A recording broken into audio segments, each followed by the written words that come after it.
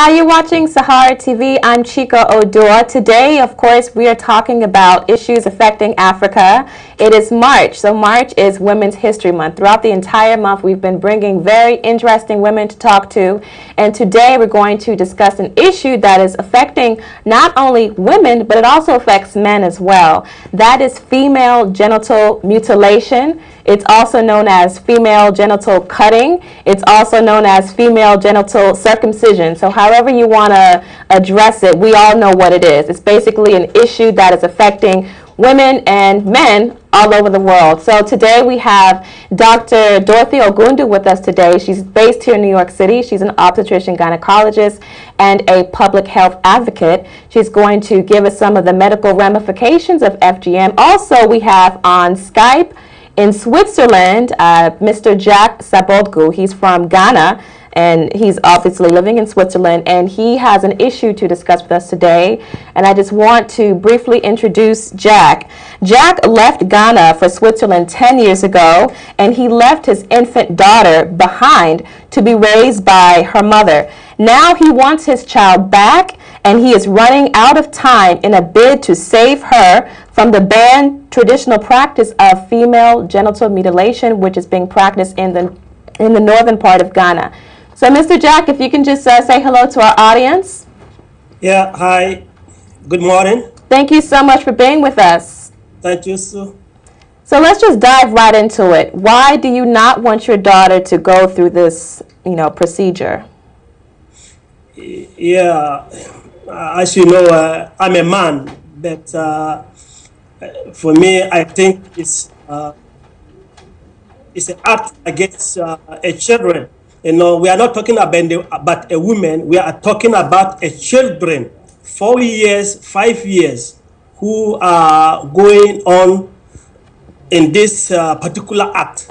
My daughter is 13 years. I think she's a bit bigger. But the little girls are 4, 5 years, and that's why I'm concerned about it. So you're trying to get your daughter to move with you to Switzerland, is that correct? Yes, the goal was not to move with me to Switzerland, but to protect her from genital mutilation. Yes. Okay. And how is that process going in terms of immigration and legalities? No, immigration, that's no problem because I've been here for 10 years. It's not a problem to come. Only I don't have much time to stay in Ghana to come with her here. That's why I left her back. But the process continues going on to bring her down here. Yes. So what will happen, Jack, if they decide to cut her tomorrow? I mean, what will realistically happen? What would you do? Yes, in my place, the traditional month is already passed because it started from December, January, and February. So now March until November, my daughter is safe. Okay, she's safe. Yes, from March to November. So is this like a ceremony where they gather several girls at the same time to perform this procedure? Is that how it's done? No. It was like that before, but now because of the law, they imposed the law against that. So they're hiding in the corner of the houses and doing the same practice, which is against the law in Ghana. But these people continue hiding, doing it. So I just want to bring Dr. Ogundu in this conversation. Is this typical, throughout Africa, where he's saying that they're hiding to do this procedure? Well, I think that there are different parts of this procedure, if I may say so. You have the one that is anatomically the one that is called circumcision, whereby only the clitoral area is taken out. And then you have the really bad ones, which is what we call fibrillation, where the whole labia is taken up. And as a matter of fact, that is one that is very clinically studious that it doesn't happen because it's almost increases hemorrhage and all that during childbirth or even during ordinary sexual. You have to remember that a lot of African descent whether you're Black American or African or whatever you got, that we tend to keloid. The chances of us keloiding. So you have a child that keloids a lot or have inflammatory reaction when cut. This is a bad deed. Now, the reason I'm going into this is because Africa has kind of carried the banner for this, but it's something that happens everywhere, mostly in Middle East, but and Africa and Asia, and it's given different names, different places. And some places some places they do it after you have a baby, as far as I'm concerned, in a reverse form. And some places they do it when you're having the baby. Oh no! Which is equally bad. What is mostly in Africa? When is it usually performed? Well, you see, in Africa you have both, and you have the one that is done when the kids are small, and then you have the ones that are done before they get married, like during the marriage. Is done, but similar thing is also done for men, where before the marriage they get circumcised. Right. I don't know how that would ever work, but it does. But I think that is something that is more generalized than in certain ethnic groups. It's not all over Africa. Some tribes do not cut women, but I think you have to go back and say, why did this start in the first place? Just like we had to say, why was, should I say, chastity belts common in the Western world? There was a reason. Once we get to that reason and we're able to educate people why it's no longer feasible, possible. But in Africa, some of the reasons that I hear, some of the rationale, they say they don't want the woman to have sexual pleasure. That's the main one that I hear. So, Jack, is this also what you're hearing? Like, what are your female relatives telling you? Why are they saying that you should let your daughter, who's 13, be cut? Yes.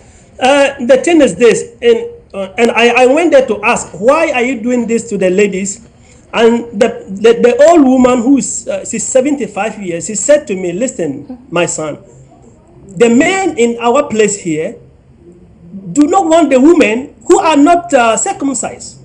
So that lead the parents to bring their daughters to us to circumcise them, for them to get a good house, to get a good husband. But is that really true? As far as you know, you're a man. Do men in northern Ghana, do they just only want circumcised women? Is that a myth, or is it really the reality? Do men desire circumcised women? No, it is not true. For me, I think it's an act of devils. These people are, I don't know how to call their names, but I don't know, but they are witches. If you can do this to human being, I think the men who are asking this, I told the woman, listen, why don't you bring those men here, excuse me to say this word, and cut all their penises and leave them? Because what you are cutting right now, it's like you are cutting a man penis. And the woman looked at me. She said, are you crazy? I said, yes, it's true. Because I see no reason why to cut a people like this. Yeah. You are disturbing their life. Because these are the people who are suffering. I am not the expert of FGM. I know nothing about it. But what I read in the books, that this lead to a serious sickness during getting a birth. So, Jack, do you have any sisters, or do you know of any female relatives who underwent circumcision? Yes. Okay, and how are they today? Are they healthy? Are they faring, normal lives? No, they are all sick. Really? Can you just talk about that? Yes, because I asked them. These are the people who are 40, 30, 35 years, and they are continual bleeding. Means that there is something which I don't know. I am not an expert. But why these people, most of them, are bleeding? Right. So, Dr. Ogundu, why do you think that they're probably bleeding? I mean, obviously they did this 20 years ago. He's saying that some of his relatives are still bleeding. So what are some of the ailments that can happen, some of the after effects, some of the symptoms of FGM? Well, I have dealt with a lot of this, and I have had to deal with it on the field, outside, and in Africa when I go to do ministry. I don't believe that when you do this, because the wound is healed, and the scarring is there, that they bleed. They could bleed for different reasons. If a woman is bleeding, usually it's from the uterus that they're bleeding, and this does not get to that. And I think that one of the problems that some of us are having in pursuing this is sometimes when we throw a whole bunch of things and have education about it, and the people championing it are not keeping it straight and say this is what we want, then we're not taken seriously. That is the way I see it. It is something that I don't condone. There is a movie that we showcased, we screened in United Nations called The Lost Maiden a few years ago, you know, and it's centered on that. It was a documentary that was done. It was a movie that was done. What was wrong with it? And at that particular time, we also had a panel where I was one of the and it was, we have to make laws. We have to make, people should be punished or killed or whatever. You know, laws are man-made thing. They are they can't stand in the face of cultural solidarity. And laws have really not changed anything. And in this country, we know that. Since I came to this country as a teenager, we've been fighting, you know, on drugs. And we still haven't, you know, we've got laws from here to Timbuktu. So do you think that we should even be fighting FGM in Africa? Is it a health hazard or is it a cultural relic? It is a health hazard. It is a health hazard, and it should be fought, but with what weapons? How do you go about it? That's more important than, like any war. You have to know your enemy. You have to know your if you can get the enemy to be on the same table as you and understand. Now, why am I saying this? Take, for example, every one of us that do good, we do it because it feels good, not because you do good for doing good. You feel good when you help somebody. If you take $1 and give to a homeless person, you have a kick in your step and you're walking. Not because, gee, I'm going to go to heaven today. That's the last thing on your mind. So what is it that you can say to a parent or a grandparent or some of these women to say, look, you love this child. This is how we have been able to come in.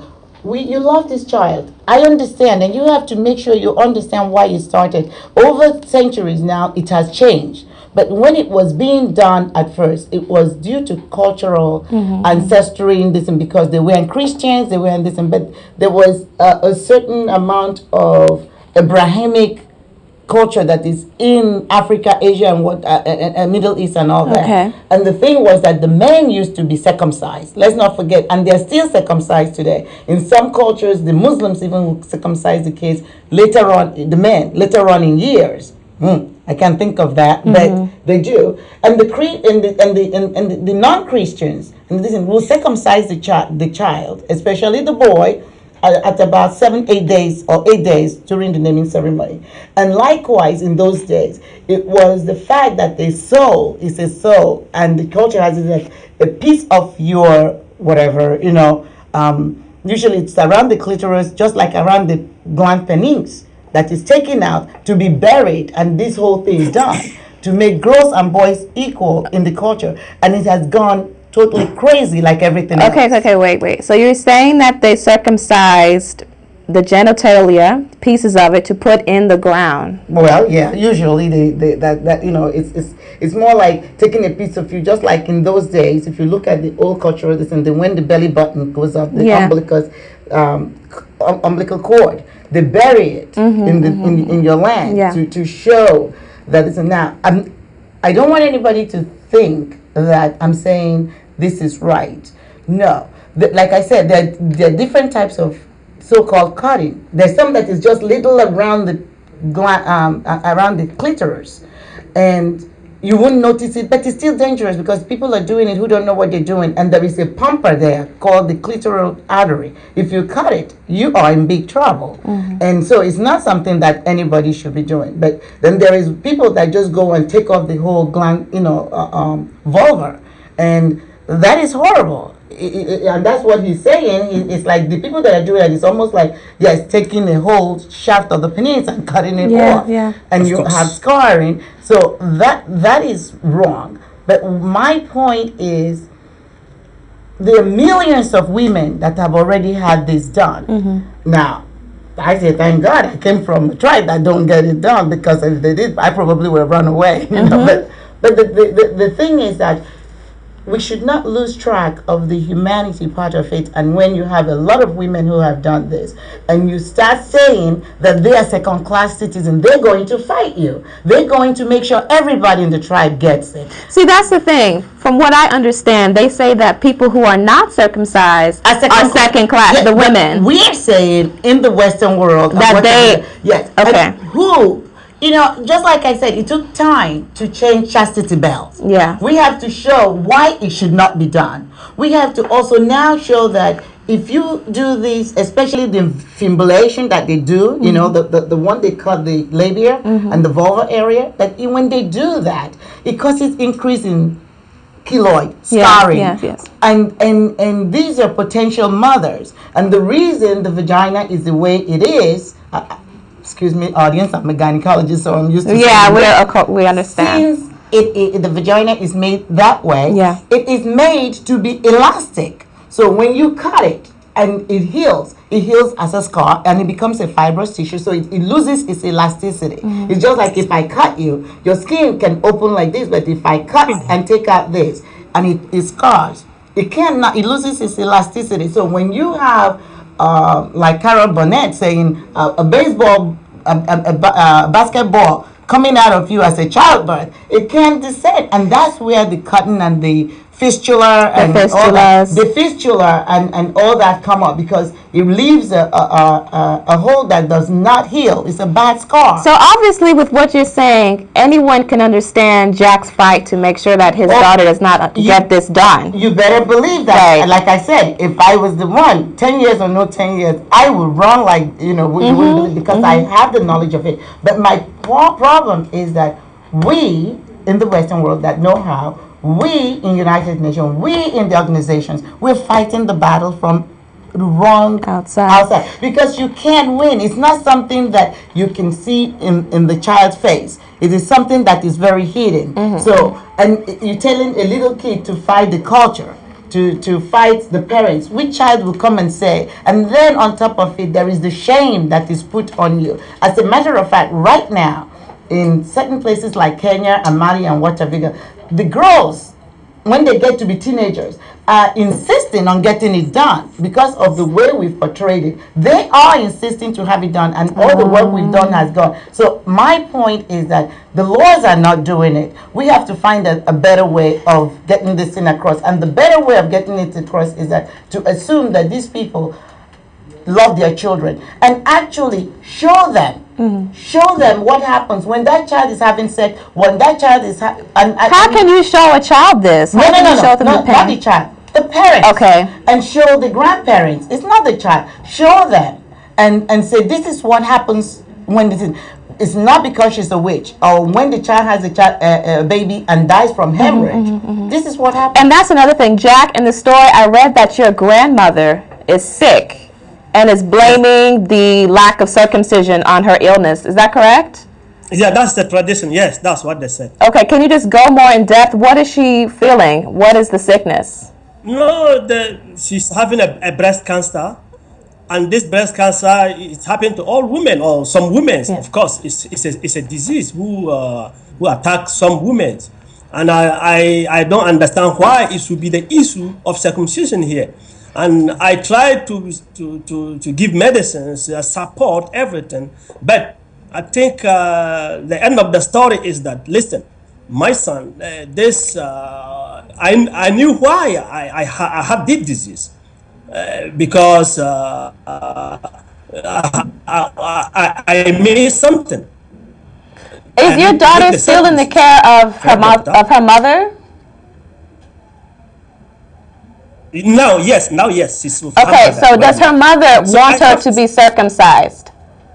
No, it's not her mother. It's my mother. Okay.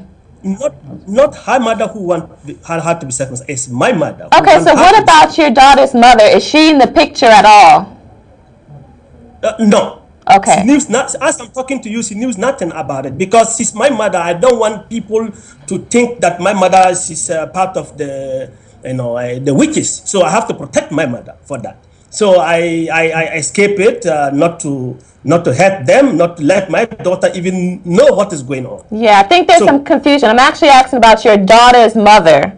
Your wife? Yes, if she's your wife. No, she's not my wife. No. We had a baby together. Okay, so she's no longer in the picture.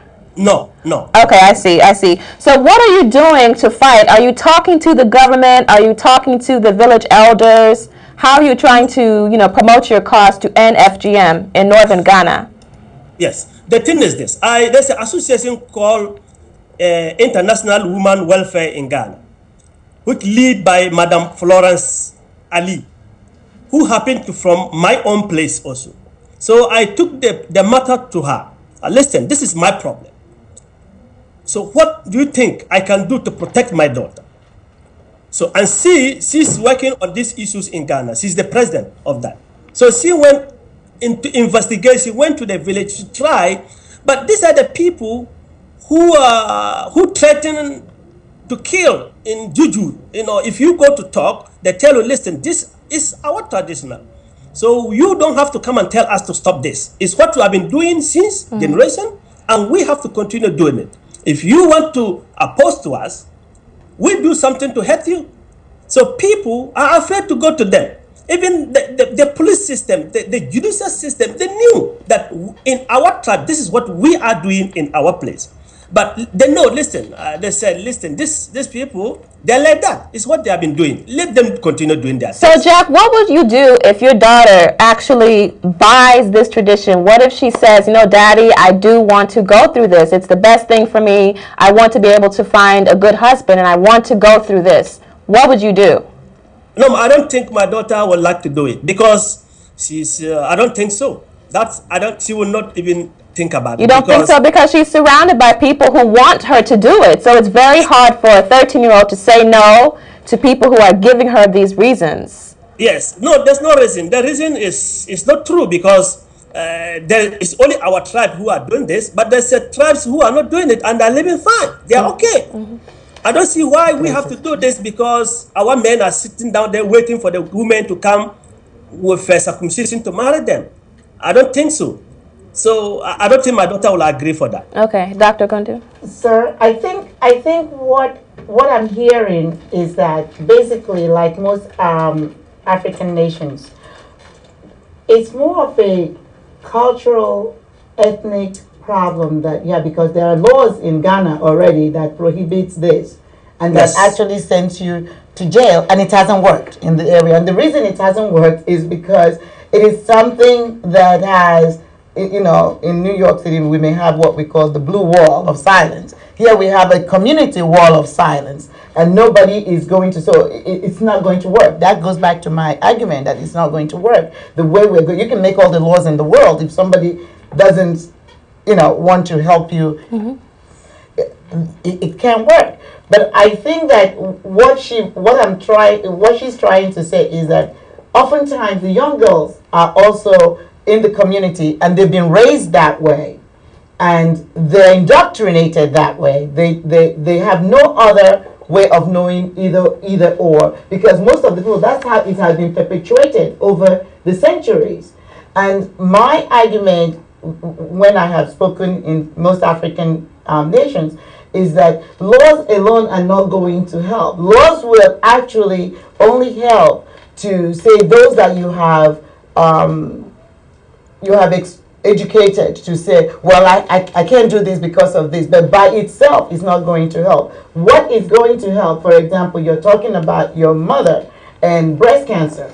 Well, as you and I know, there's a lot of superstitions in Africa, and that is, there is no disease that is not caused by the evil, by the devil, by something you have done. If your father died and you didn't kill enough goats, the ancestors are going to come get you and God knows what. Whatever it is. So it is a fact And there is no way you can change her mind, because except to sit down and educate her, and except to show her this is what we do. You take a TV, you take a video, a DVD, and you show her in America, in England, or what have you got, people who have Burkitt's cancer of the breast, Burkitt syndrome or cancer, with their breasts falling out, totally eaten off, so she can see that it happens to anybody. And then even in Africa, you can show them women, take her to the cancer ward and show her these are tons of women who have breast cancer, and this is the way it happens, and you can be taken care of.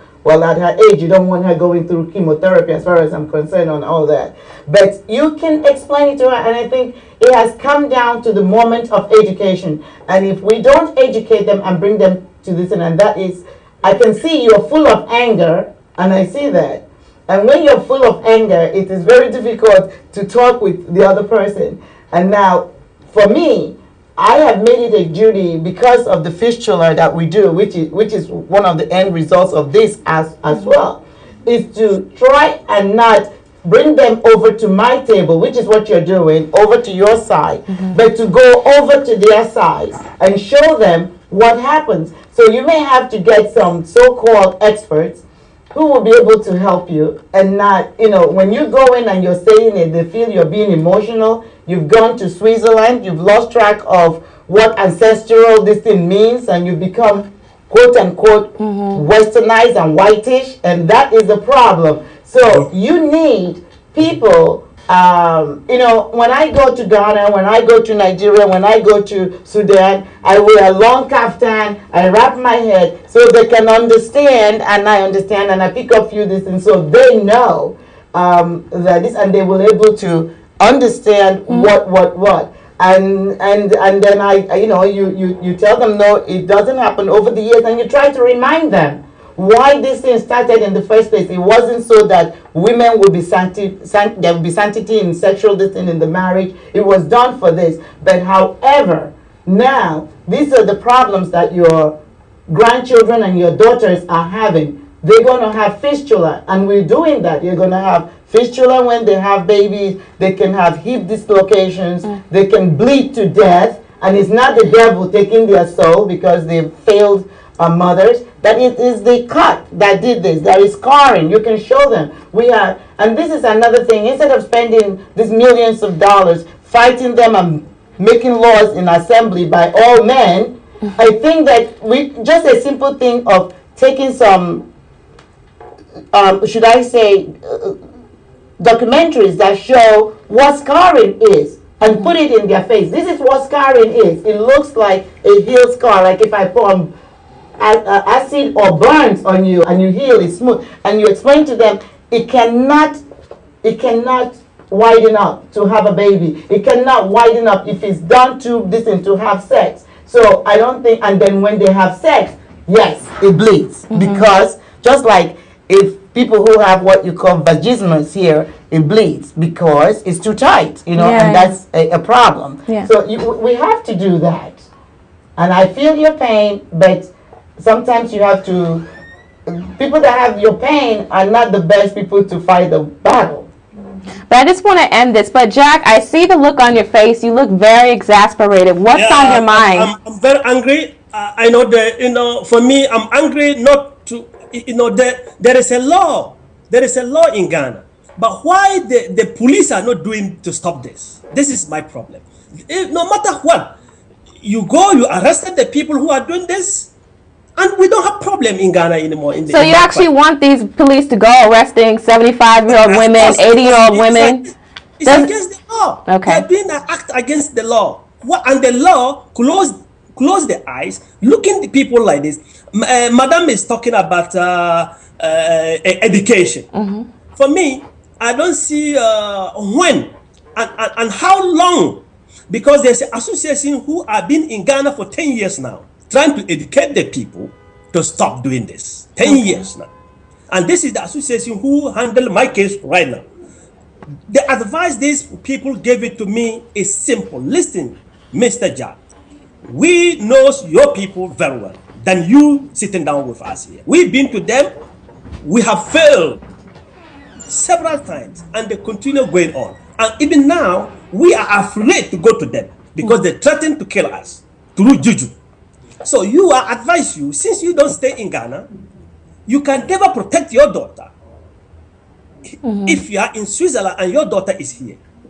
So you take your daughter along with you to Switzerland, and then your daughter is safe. Fine, I agree. My daughter, I can see 80–70% she will be protected. But I'm not now talking about my daughter, but I'm talking about my daughter can get away from that circumcision. But now the other children who are there now in the list, waiting for that. And this is something that is not going to stop now. And this is my pain. It's something that people said, leave them to do, is their work. This is what they are doing. Well, Jack, I understand your pain completely, but we do have to end at this moment. I just hope, you're able to get your mission resolved. I hope that everything turns out well for you, and I hope that in the end you have a good story to tell. You have a success story. So thank you so much. I really appreciate it. Keep in touch. Thank you so much. And Dr. Ogundu, any final words for people who don't really know the implications of FGM? People who may be still in that mindset that women cannot feel the pleasure of sexual intercourse.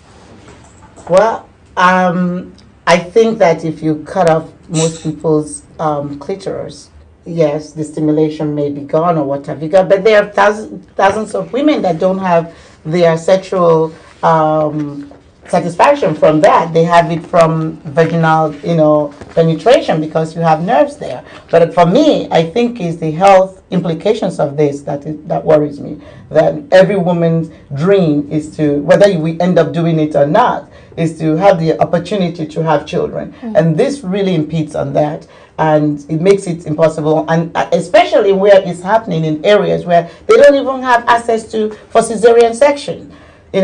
So, and I think that we've come far enough. I don't think the laws are going to do it. I don't think going to legislative this and are going to do it. We all have to come to that table. We all have to educate them. And even the people that are educating them are, as you heard him say, are superstitious. When somebody tells you, if you come, I'm going to kill you with juju, I'll tell you, well, I'll come. And you kill me with that juju. And when you realize that your juju doesn't work on me, then you will say, they have to try another one. Exactly. And I tell them a scalpel is worse than a juju. Now you say with this, and I'll come with a scalpel. That's true. So it is an inherent thing that is in the community. That's why I say that who is doing the education? Who is saying it? And to educate somebody, you don't have to force them. And on top of it, there is something that I see also happening in this surrounding, that is everybody's from different parts of the world who don't understand it are pouring money to educate the women. And I laugh because some of the educations they are giving them is to teach them ABC and 1, 2, 3 and God knows what. But that is not going to work. These people are not idiots. They already have the language. Teach them in their language. And I'm tired of people coming, and I'm African, and I'm tired of people coming and telling me I have to learn Latin and things like that. Okay, for those of us who came from upper class, whatever, it may help because we'll be in England or America. But for the little people that I have day to day, they say, no, you want to teach them what they need to survive, what they need to go up to that second level. And when they get there, they can learn the Latin, they can learn the French, they can learn whatever it is that they can learn. And these are not, they are smart enough to be able to go to market and do what they have to do. So why not use what they have and build on top of it than make it difficult? And then teach them how to do this. And when you go, you teach them in the language, in their culture, but you have to understand it. Okay, so you're basically saying a grassroots effort to educate these people. Well, I just want to thank you so much for coming on the show, Dr. Ogundu. You're welcome, we really appreciate these. we appreciate your insights very much so. You're welcome. Thank you. So, viewers, we just had an interesting discussion on female genital mutilation, also FGM, FGC, whatever you want to call it. You know what it is. There's so many legal ways to say it, but that was Dr. Dorothy Ogundu, New York-based public health advocate and OBGYN. We also spoke with Mr. Jack Sabadgou, who is a Ghanaian based in Switzerland. So up next on SaharaTV, we are talking about homosexuality in Africa, a really big topic. Of course, you all know. We'll be speaking to a Ugandan activist who lives in California right now. So stay tuned onto SaharaTV.